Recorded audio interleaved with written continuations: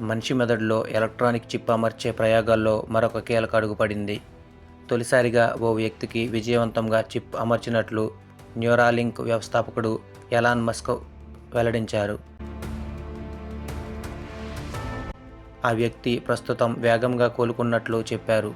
ప్రారంభ ఫలితాల్లోనే స్వచ్ఛమైన neuron space డిటెక్షన్ను గుర్తించినట్లు పేర్కొన్నారు. మానవ మెదడుకు కంప్యూటర్కు మధ్య నేరుగా సంబంధాలు మెరుగుపరిచే లక్ష్యంతో Tesla company CEO Elon Musk సారథ్యంలోని స్టార్టప్ కంపెనీ న్యూరాలింక్ సంస్థ 2016లో ఏర్పాటైంది.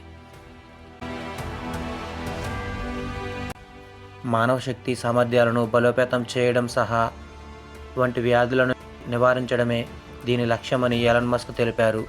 మనిషికి ఏఐకు మధ్య సాంకేతిక సంబంధం బలపరిచేలా ఈ చిప్ ఉపకరిస్తుందని మస్క్ వెల్లడించారు. మనిషి మెదడులో చిప్